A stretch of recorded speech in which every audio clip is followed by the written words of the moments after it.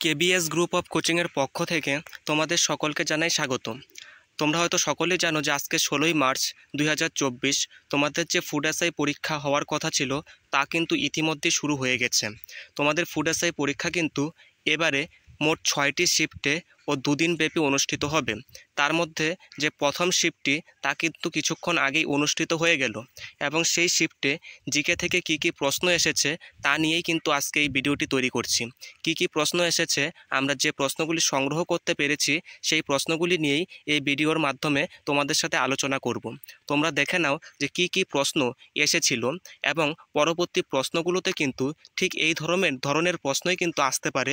তাহলে তোমাদের পরবর্তী শিফটগুলো নিয়ে একটা বিস্তারিত ধারণা কিন্তু তোমাদের মধ্যে তৈরি হয়ে যাবে। সেই হিসাবে তোমরা কিন্তু পরীক্ষায় অংশগ্রহণ করতে পারবে। তোমরা দেখে নাও যে 16/3/2024 অনুষ্ঠিত হয়ে যাওয়া ফার্স্ট শিফটে কোন প্রশ্নগুলি এসেছে। সবগুলো প্রশ্ন আমরা জোগাড় করতে পারিনি, কিন্তু পরবর্তীতে আমরা জোগাড় করতে পারলে তোমাদের সবগুলো প্রশ্ন নিয়েই আরেকটি ভিডিও তৈরি করে দিব। তোমরা দেখে নাও যে প্রথম প্রশ্নে কি বলা হয়েছে। আর আমাদের ক্লাস থেকে কিন্তু হুবহু প্রশ্নগুলি কমন পড়ে গেছে। দেখো প্রথম প্রশ্নে কি বলা হয়েছে। বলা হয়েছে সুপ্রিম কোর্টের বিচারপতিকে কে নিয়োগ করে।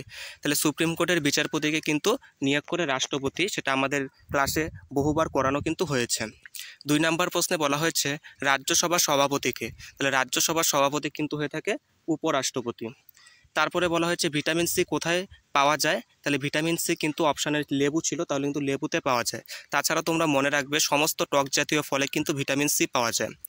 তারপরের প্রশ্ন বলছে গাজরে কোন ভিটামিন পাওয়া যায়। তাহলে গাজরে কিন্তু ভিটামিন এ পাওয়া যায়। ভিটামিন সম্বন্ধিত বিস্তারিত ক্লাস দিয়েছি, সেই ক্লাস থেকে কিন্তু 2-3টি প্রশ্ন একদম হুবহু কমন পড়ে গেছে একটি ক্লাস থেকেই। তারপরে 5 নম্বর প্রশ্নে বলা হয়েছে কৈবর্ত বিদ্রোহের নেতা কে। তাহলে কৈবর্ত বিদ্রোহের নেতা কিন্তু ছিল দিব্যক।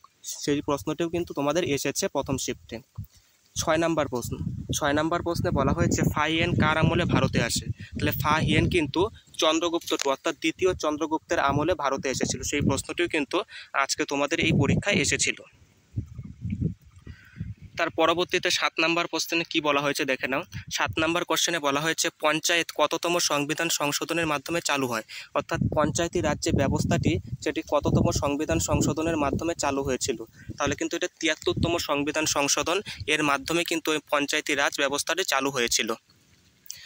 তারপরে আছে বিশ্ব পরিবেশ দিবস কোন দিন পালিত হয়। তাহলে বিশ্ব পরিবেশ দিবস কিন্তু পালিত হয় 5ই জুন। এই 5ই জুন কিন্তু বিশ্ব পরিবেশ দিবস পালিত হয়, সেটাও কিন্তু এসেছে।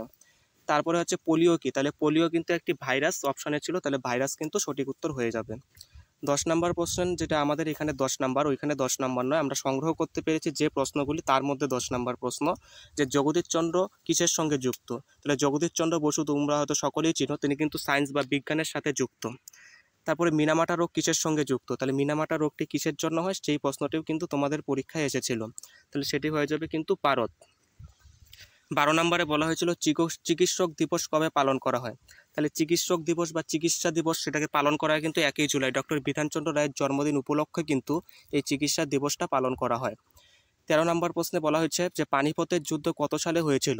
তাহলে পানিপথের যুদ্ধ কিন্তু প্রথম যুদ্ধ যেটা 1526 সালে হয়েছিল বাবর আর ইব্রাহিম লোদির মধ্যে, সেই প্রশ্নটাও কিন্তু এসেছিল। তারপরের প্রশ্নে তরাইনের প্রথম যুদ্ধ কত সালে হয়। তাহলে তরাইনের প্রথম যুদ্ধ কিন্তু হয়েছিল 1191 সালে, সেই প্রশ্নটিও কিন্তু তোমাদের এসেছিল। তারপরের প্রশ্নে বলা হয়েছে আলমগীর নামে কে পরিচিত। তাহলে আলমগীর নামে কিন্তু ঔরঙ্গজেব পরিচিত। এই প্রশ্নটিও তোমাদের পরীক্ষায় কিন্তু এসেছিল।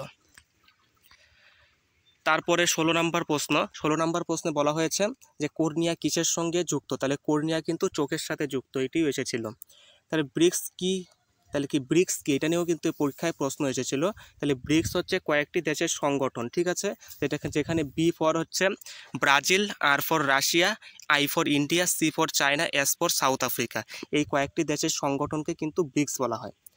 তারপরে আসছিল হচ্ছে প্রজ্ঞান কিসের সঙ্গে যুক্ত। তাহলে তোমরা হয়তো সকলেই জানো যে প্রজ্ঞান যেটা আমাদের চন্দ্রযান 3 লঞ্চ করছিল সেটার সাথে হচ্ছে যে রবটটা ছিল তার নাম ছিল কিন্তু প্রজ্ঞান, কিন্তু সেখানে চন্দ্রযান 3 কোনো অপশান ছিল না, সেখানে ছিল মহাকাশ বিজ্ঞান বা মহাকাশ সায়েন্স। তাহলে কিন্তু সেটাই তোমাদের উত্তর হয়ে যাবে যে মহাকাশ বিজ্ঞানের সাথে যুক্ত কিন্তু প্রজ্ঞান। 19 নম্বর প্রশ্নে বলা হয়েছে যে শশাঙ্ক কোন জায়গার সঙ্গে যুক্ত। তাহলে শশাঙ্ক কোন জায়গার সঙ্গে যুক্ত। তাহলে শশাঙ্ক কিন্তু হয়ে যাবে গৌড়ের সাথে যুক্ত, অর্থাৎ গৌড়ের রাজা ছিলেন কিন্তু শশাঙ্ক। তারপরে 20 নম্বর প্রশ্ন অর্থাৎ লোকসভার প্রথম অধ্যক্ষকে, তাহলে প্রথম লোকসভার অধ্যক্ষ কিন্তু ছিল জিভি মাভালঙ্কার। এই প্রশ্নটিও কিন্তু তোমাদের পরীক্ষায় এসেছিল। তার পরবর্তী প্রশ্ন, তো 21 নম্বর প্রশ্নে বলা হচ্ছে দিল্লির প্রথম মহিলা শাসককে। এই প্রশ্নটি ছিল অ্যাকচুয়ালি যে সুলতানি যুগের প্রথম মহিলা শাসককে, তাহলে কিন্তু সেটা হয়ে যাবে সুলতানা রাজিয়া ছিলেন সুলতানি বংশের প্রথম মহিলা শাসক। তারপরে বিভিন্ন উক্তি থেকেও পরীক্ষায় প্রশ্ন এসেছে, যেটা আমরা অলরেডি তোমাদের বিভিন্ন উক্তি রিলেটেড ক্লাস, বিস্তারিত ক্লাস কিন্তু আমাদের চ্যানেলে দেওয়া আছে। যে স্বরাজ আমার জন্মগত অধিকার কার উক্তি, তাহলে স্বরাজ আমার জন্মগত অধিকার এই উক্তিটি কিন্তু হয়ে যাবে বাল গঙ্গাধর তিলকের উক্তি।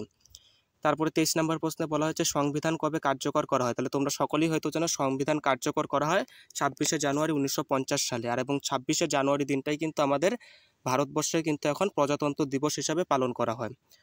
পরে 24 নম্বর প্রশ্ন, 24 নম্বর প্রশ্নে বলা হয়েছে পলাশির যুদ্ধ কাদের মধ্যে হয়েছিল, তাহলে পলাশির যুদ্ধ কিন্তু হয়েছিল সিরাজউদ্দৌলা আর ইংরেজদের মধ্যে 1757 সালে।